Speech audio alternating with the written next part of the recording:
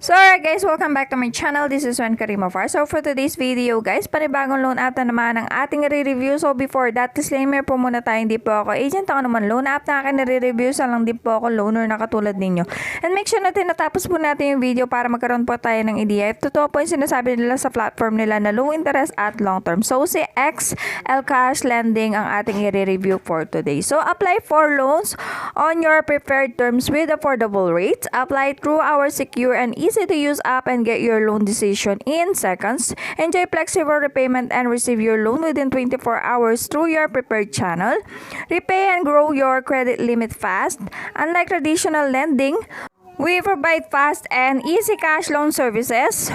When you need urgent cash or the additional fund, remember Xlkash lending will always be there for you, and we aim to provide the best installment loan experience. So just simply download the Xlkash at the Google Play Store and then register your mobile number and fill in your personal information and provide one valid ID. So, pwede po mag-loan dito yung mga Pilipinas citizen, syempre, and age 18 years old and above. So, once na-approve na po tayo, madidisburse po agad-agad sa ating mga account yung ating niloan.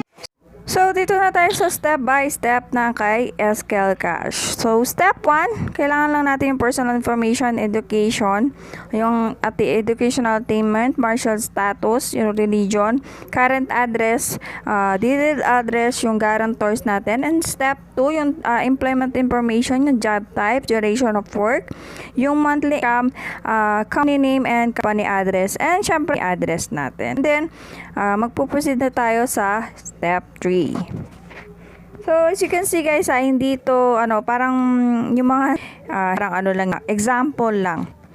So, and then yung inyong company contact, yung kanilang mobile number, and then yung payday kung kailan tayo nagsasahod, and then lang naman yung kung meron kayong mga certificate, and then yung identification information. Identity information is yung full name natin, gender, yung birthday, and then yung ID type and ID number. So, yung UMID, driver's license, voter's ID, passport, SSS ID, and PRC ID. Then, yung ID ninyo, picturean nyo lang and then i-proceed nyo lang, submit.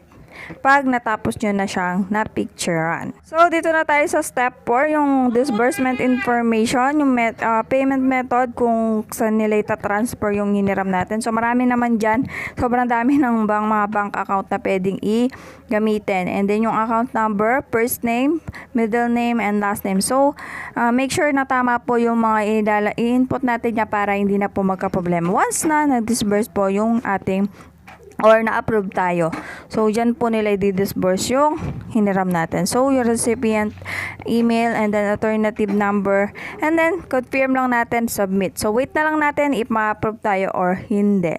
So, kay Xlkash, pwede po tayo mag-loan ng 4,000 up to 50,000, payable for 126 up to 360 days, which is 4 months up to 1 year. So, yung kanilang annual interest will be 32%. So, for example, nanghiram po tayo ng 4,000 pesos payable for 4 months. So, yung daily rates nila will be 0.08%, equals to 32% divided into 360.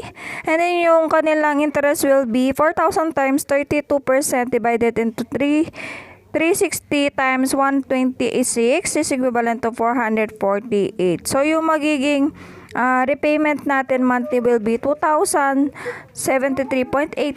So, times po natin ng 4 yon is equivalent to 4,216.89. So, yung interest lang po nung hiniram natin na 4,000 is 448 pesos lang po sa loob ng 4 months. So, moment of truth na tayo mga ka-loaners, if ito yung sinasabi ni Xlkash sa kanyang platform. So, sa first loan mo nga papahiramin ka ng 4,000 pesos ni Xlkash lending.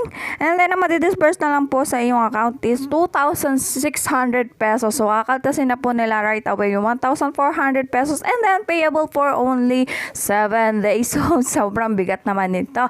Ang laki naman ng interest mo, Xlkash. Ano ba sinabi mo dito sa platform mo na 4 months? So, sobrang naman nito. Wala na sa, sa wisyo yung mga mga interest na ganito. So guys, so for me, if ire-recommend ko ba tong app na to? Syempre hindi ko siya mare-recommend kasi sobrang taas talaga ng interest and then hindi tayo matutulungan ng loan app na to. And then hindi po totoo yung mga sinasabi nila sa platform nila na kung ano-ano man yun.